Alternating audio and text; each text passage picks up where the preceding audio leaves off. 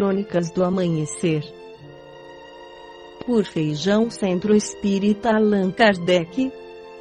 Balneário Gaivota, 11 de fevereiro de 2019. Em entrevista rara, a atriz Romy Scheider diz que sua mãe dormiu com Hitler. Na entrevista com a jornalista Alice Schwarzer, a atriz Romy Scheider confessa em voz baixa e chorando que sua mãe transou com o líder nazista em documentário que vai ao ar no dia 16 de setembro, produzido pelo canal Arte. A atriz franco-alemã Romy Scheider, 1938-1982, afirmou que sua mãe foi para a cama com Adolf Hitler. A revelação é do tabloide Bild, um dos maiores jornais da Alemanha. A produção mostra uma Romy Scheider inédita, que fala com voz baixa, chora de repente e faz a confissão de que sua mãe transou com o líder nazista. A entrevista, nunca ouvida antes, foi conduzida pela jornalista feminista Alice Schwarzer, em 12 de dezembro de 1976, para a revista Emma.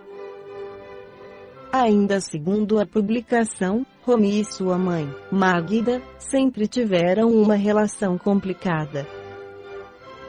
A atriz nunca a perdoou por ela ter visitado Hitler em Obersalzberg, onde o líder nazista tinha sua casa de veraneio.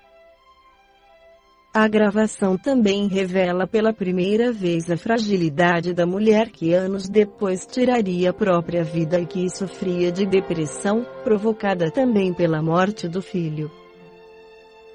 A entrevista é em francês, porque depois de 6 anos em Paris, Romy afirma que a língua se tornou sua nativa. Na época ela tinha acabado de se casar com Daniel Biazini, parecia confusa e, por diversas vezes, se acabava em lágrimas porque eu não deveria chorar, pergunta. Em artigo publicado no Reformador de março e abril de 1976 e depois no livro As Duas Faces, Vida, Hermínio de Miranda esclarece que sabemos hoje, em face da prática e da literatura espírita, que os espíritos, encarnados e desencarnados, vivem em grupos, dedicados a causas nobres ou sórdidas, segundo seus interesses pessoais. A inteligência e o conhecimento, como todas as aptidões humanas, são neutros em si mesmos, ou seja, tanto podem ser utilizados na prática do bem como na disseminação do mal. Dessa maneira, tanto os bons espíritos, como aqueles que ainda se demoram pelas trevas, elaboram objetivos de longo alcance visando aos interesses finais do bem ou do mal.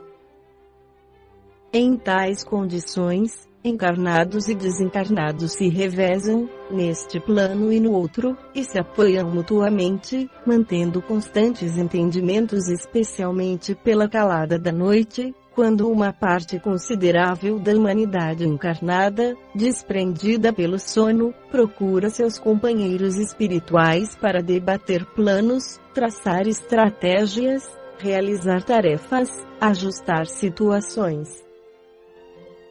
Há, pois, toda uma logística de apoio aos espíritos que se reencarnam com tarefas específicas, segundo os planos traçados. Estudando, hoje, a história secreta do nazismo, não nos resta dúvida de que Adolf Hitler e vários dos seus principais companheiros desempenharam importante papel na estratégia geral de implantação do reino das trevas na Terra, num trabalho gigantesco que, obviamente, tem a marca inconfundível do Anticristo. Para isso, eclodem fenômenos mediúnicos, surgem revelações, encontram-se as pessoas que deveriam encontrar-se, acontecem acasos e coincidências estranhas, juntam-se, enfim, todos os ingredientes necessários ao desdobramento do trabalho. August Kubizek descreve uma cena dramática em que Hitler, com apenas 15 anos de idade, apresenta-se claramente incorporado ou inspirado por alguma entidade desencarnada. De pé diante de seu jovem amigo, agarrou-lhe as mãos emocionado, de olhos esbugalhados e fulminantes, enquanto de sua boca fluía desordenadamente uma enxurrada de palavras excitadas. Kubizek, artudido, escreve, em seu livro: era como se outro ser falasse de seu corpo e o comovia tanto quanto a mim. Não era, de forma alguma, o caso de uma pessoa que fala entusiasmada pelo que diz. Ao contrário, eu sentia que ele próprio como que ouvia atônito e emocionado, que jorrava com uma força primitiva como enxurrada rompendo diques, suas palavras irrompiam dele. Ele invocava, em grandiosos e inspirados quadros, o seu próprio futuro e o de seu povo.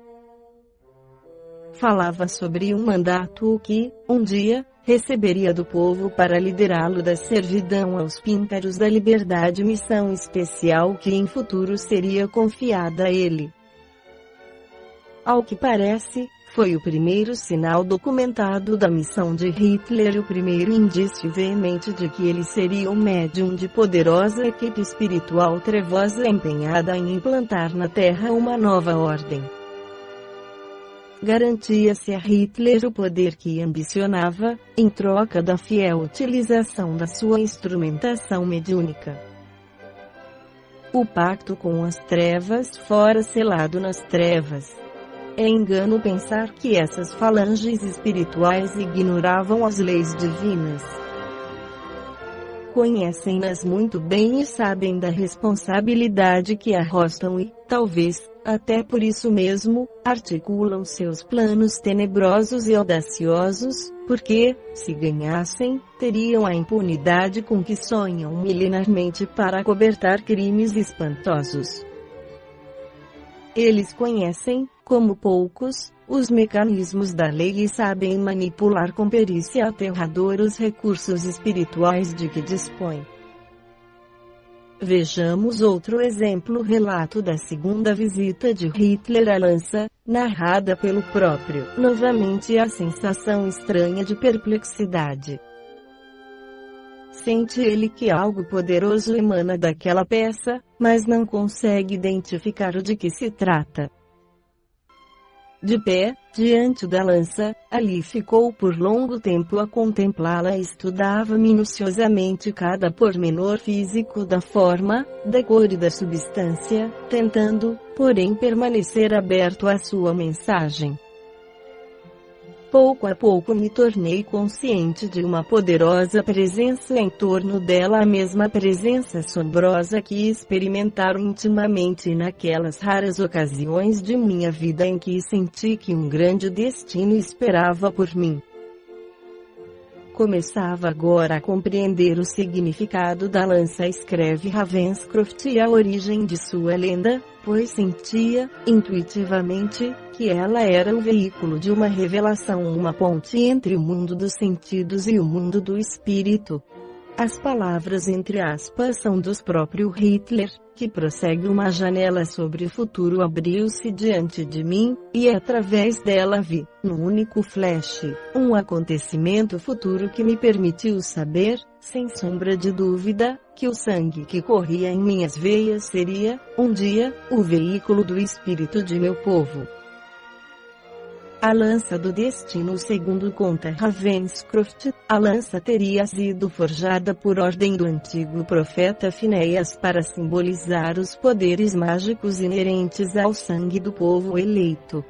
A lança já era, pois, antiga, quando Josué a teria nas mãos, ao ordenar aos soldados que emitissem aquele som terrível que fez ruir os muros de Jericó. Disse que essa mesma lança o rei Saul atirou sobre o jovem David num impulso de cólera e ciúme.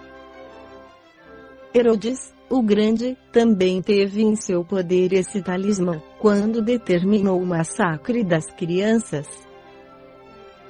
foi como mandatário de seu sucessor, Herodes Antipas, que governou do ano 4 a.C. até 39 da nossa era, que um oficial empunhou a lança, como símbolo da autoridade, com ordens de quebrar as pernas de Jesus crucificado. Ao chegar à cena o contingente de guardas do templo, os soldados romanos deram as costas, enojados, enquanto os vassalos do sumo sacerdote quebravam o crânio e as pernas dos dois ladrões sacrificados lateralmente ao Cristo. Gaius Cassius era, ao que apurou Ravenscroft, de origem germânica e foi afastado do serviço ativo por causa da catarata que atacou seus olhos. Enviado a Jerusalém, ali ficou como observador dos movimentos políticos e religiosos da Palestina. Durante 2 anos, acompanhou a atividade de Jesus e, depois, seguiu o doloroso processo da execução do profeta, que diziam ameaçar a autoridade de Roma. Impressionou a coragem e a dignidade com que o jovem pregador suportou o seu martírio. Por outro lado, entendiam os sacerdotes indispensável mutilar seu corpo, pois era absolutamente essencial desmentir sua condição de Messias, uma vez que, segundo as Escrituras, seus ossos não seriam quebrados. João 19:36. Gaius Cassius, tão impressionado ficou com o tétrico espetáculo, de um lado, e com a grandeza do Cristo, de outro, que resolveu impedir que Jesus também fosse mutilado.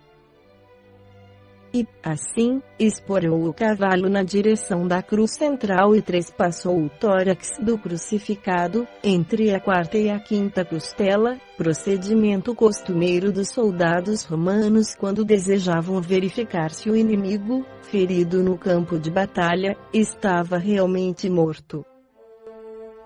Não se sabe ao certo se Cassius tomou a lança da mão do comandante judeu, que a trazia em nome de Herodes, ou se usou sua própria lança. De qualquer forma, a legenda se criou e se consolidou. Gaius Cassius se converteu ao cristianismo e passou a chamar-se Longinus, nome com que continuou sua carreira através dos séculos.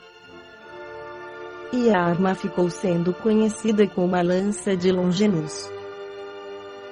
Diz-se dela que representa um talismã de poder tanto para o bem como para o mal, mas, ao que parece, somente tem sido usada como instrumento de conquista e opressão, pois pertenceu, depois, a Mauritius, comandante da legião tebana, que, com ela nas mãos, morreu martirizado por ordem de Maximiano, ao se recusar a adorar os deuses pagãos. Em solidariedade ao chefe, que morreu cristão, seus 6.666 legionários também se recusaram, ajoelharam-se e ofereceram o pescoço à espada. Maximiano decidiu pelo espantoso massacre, como oferenda aos seus deuses. Assim, a mais valorosa legião romana daquele tempo foi sacrificada numa chacina sem precedentes na história antiga.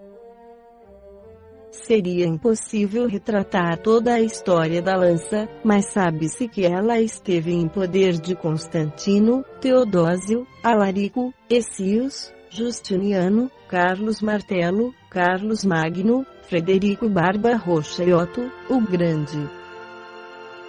Em que outras mãos teria ela estado e a que propósitos inconfessáveis serviu através do tempo? É certo, no entanto, que quem a cobiçava naquela fria tarde de outono, em Viena, era um jovem que tinha a impressão viva de tê-la já possuído alhures, no tempo e no espaço. Esta foi a crônica do amanhecer de 11 de fevereiro de 2019, por Feijão Centro Espírita Allan Kardec.